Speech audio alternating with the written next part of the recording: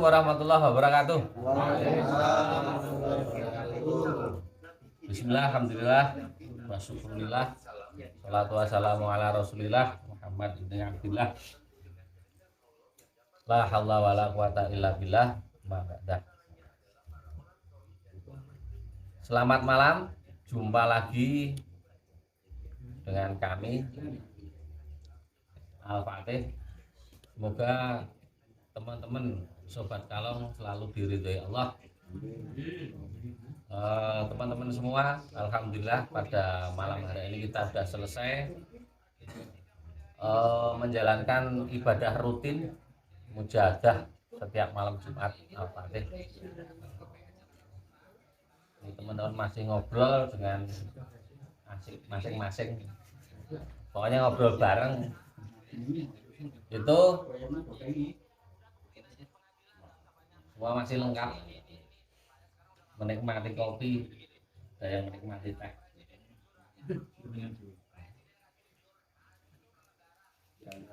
Kemarin ada teman Sobat Kalong yang nanya, apakah sihir itu ada? Nah, ini saatnya saya jawab. Sihir itu ada dari semenjak Nabi Adam sudah ada. Terus turun-turun bahkan Kanjeng Nabi Muhammad Sallallahu Alaihi Wasallam pernah kena sihir dengan media rambut oleh Labib. Itu bukti bahwa sihir itu ada. Kenapa kok Nabiullah Muhammad yang sudah maksum bisa disihir? Karena sifat dari manusianya. Manusia juga merasakan sakit, dan itu buat iktibar, pelajaran buat kita. Alhamdulillah dengan Allah menurunkan wahyu lewat malaikat Jibril, wahyu surat Mu'addatain ayat surat 2 itu Qul a'udzu birabbil falaq ila akhiri dengan Qul a'udzu birabbin nas ila akhiri. Nah, itu salah satu ayat yang paling masyhur untuk menangani hal-hal sihir.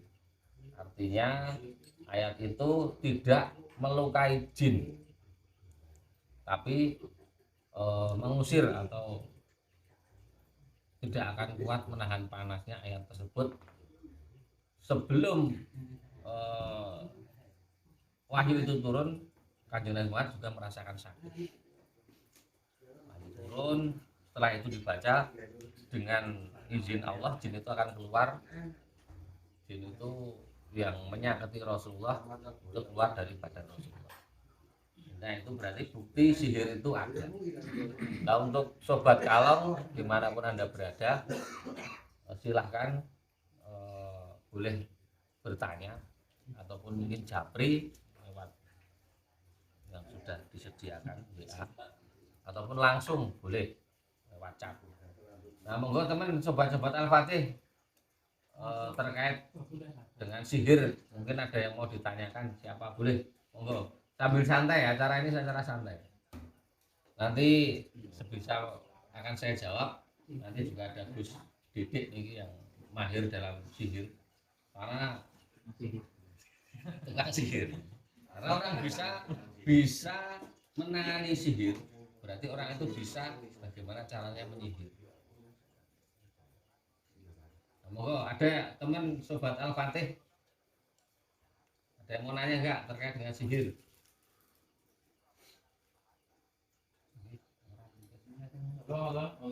Ayo. Mungkin ada pengalaman teman tanya, terus teman Sobat Al-Fatih belum bisa jawab, bisa ditanyakan di sini. Pengalaman teman atau pengalaman apa? Mungkin Mas Basir apa itu? Itu Mas Basir itu yang paling gemuk. Belum.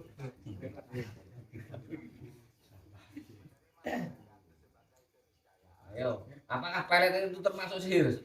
Termasuk sihir, karena menggunakan jin. Pusaka tergantung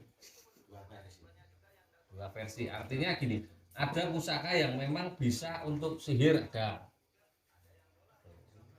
yang pusaka kayak punya saya, ada pusaka, beberapa pusaka intinya ya untuk niat kita adalah menghormati empu yang bikin dulu memang perlu riyadhah, ada yang pakai puasa, ada yang pakai ini, bahkan mau mencari meteorit aja harus mencari di mana yang paling bagus. Kata orang-orang sih yang paling bagus adalah di area Prambanan, itu meteorit yang paling bagus katanya. Itu nggak tahu juga, tapi memang masyhur banyak empu yang mencari meteorit di area Prambanan. Ayo, ada tanya apa? Jadi jangan salah, misalkan wah kiai kok ada pusaka, ya nggak apa-apa, nggak ada masalah itu. Selagi itu satu punya itu kita menghormati yang punya, yang kedua nguri-uri budaya. Karena kita orang Jawa ya identik dengan keris, tombak dan sebagainya. Mungkin kalau di Jawa Barat kujang, ya masing-masing daerah mempunyai ciri khas pusaka tersendiri. Jepang samurai, Madura carok, apa jenenge? Lurir. Kameramen tanya. Nah, gimana monggo?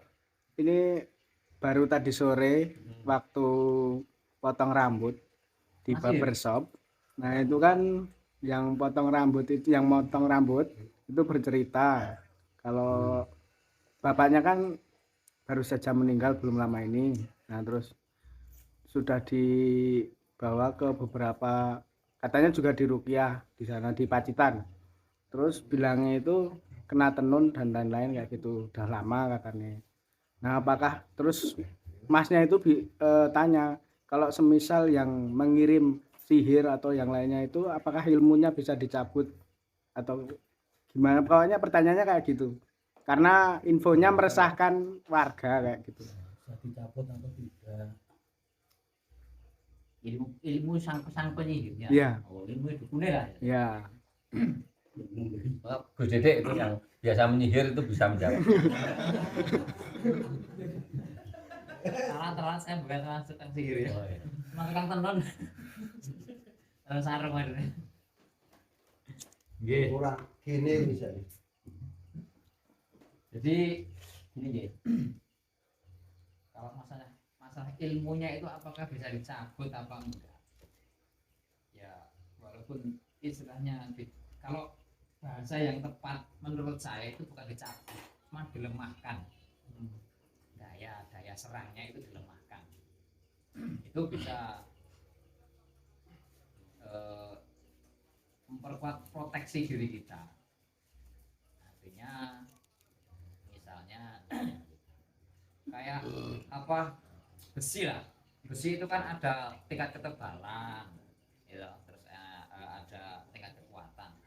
Kalau besi yang tipis kayak seng apa itu kan kena paku masih bolong. Nah, caranya gimana supaya seng itu nggak bolong kena paku? Dipertebal sengnya. Yang pertama.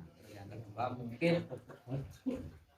kalau urusan dicabut ilmunya, ya percuma saja. Kalau sang tukang sihirnya itu masih suka nyihir, nanti ilmunya dilemahkan, terus dia cari lagi ya punya lagi.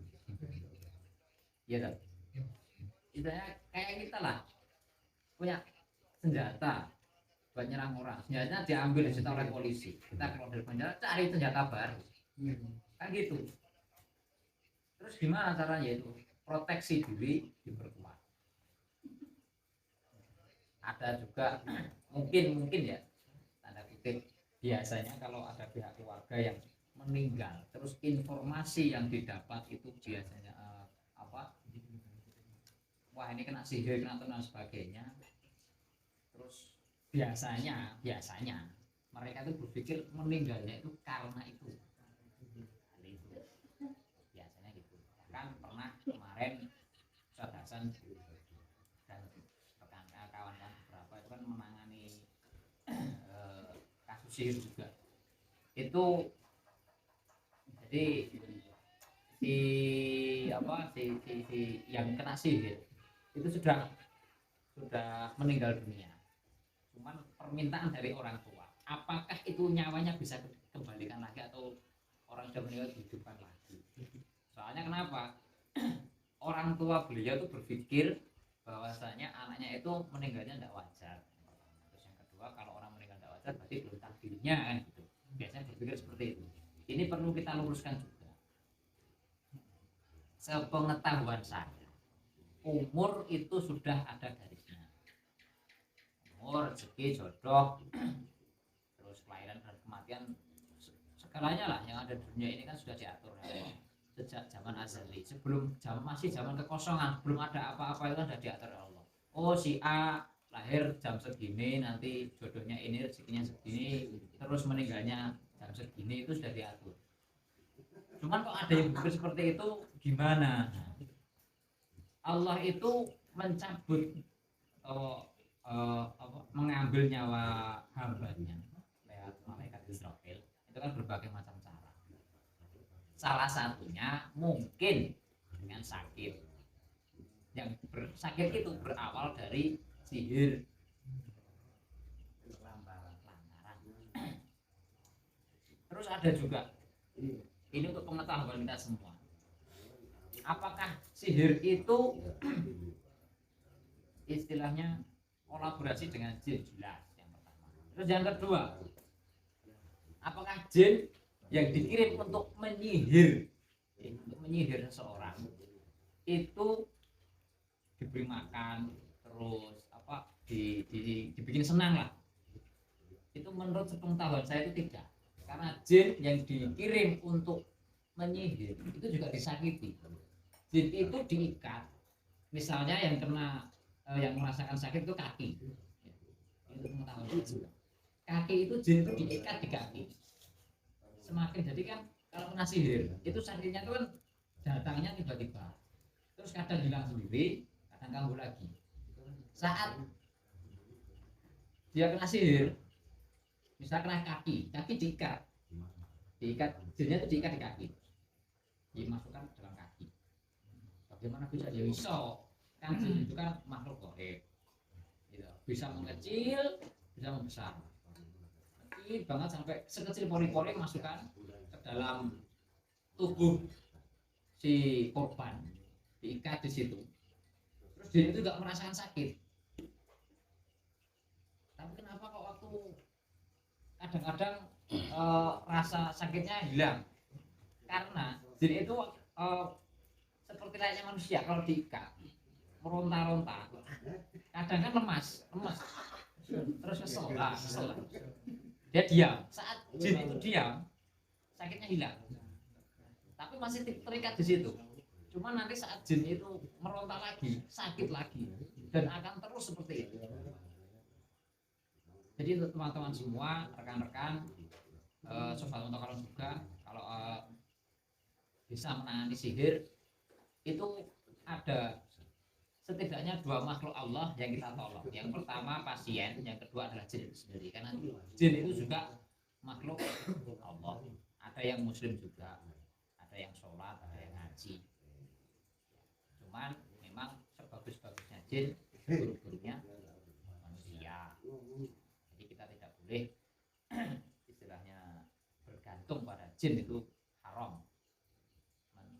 Memang ya untuk pengetahuan kita, jin itu kalau diberi makan gimana? Kan ada dukun itu bakar ini, terus itu mungkin santet, batinannya itu nggak disenang-senangin. Dia itu menyiksa dua makhluk.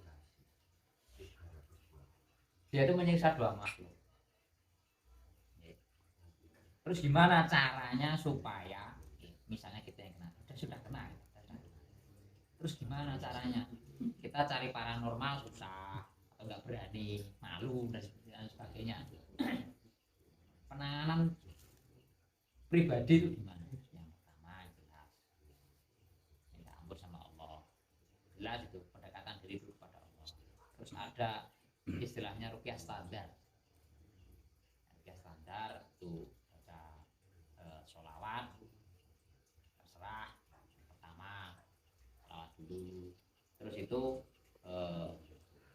baca sholat Anas, Falak, Al-Ikhlas, itu diulang-ulang. Terus baca Fatihah, ayat kursi, terus minta sama Allah supaya kalau memang sakit yang dirasa itu karena sihir, karena virus, karena bakteri atau kena apapun, supaya diangkat oleh Allah. Tapi ingat, pakai media. Oke, pakai media. Kenapa pakai media? Karena kita tidak bisa berhubungan langsung dengan Allah. Maksudnya gimana? Kita nggak bisa komunikasi langsung. Allah itu juga menurunkan obat untuk kita. Itu nggak bisa langsung juga. Bukan nggak bisa sih. Cuman kita yang nggak kuat menerima segala sesuatu. Segala sesuatu yang diberikan oleh Allah itu pasti ada namanya lantaran. Kita pakai media air, ya Bismillah, Fatihah, seperti tadi banyak sholawat, terus baca Fatihah, ayat kursi, baca binas, falak, terus ikhlas, titipkan ke air, minta sama Allah supaya air ini menjadi obat, menjadi penawar untuk segala macam penyakit yang ada di dalam tubuh. Bismillah. Ingat, kuncinya satu, sambungkan hati ke Allah. Sambungkan ke hati ke Allah, benar-benar minta sama Allah, terus titipkan ke air, Bismillah, minum. Itu rumus standar. Itu bisa untuk penanganan sihir dan sebagainya. Apakah berhasil? Ya Allah a'lam. Allah a'lam. Jadi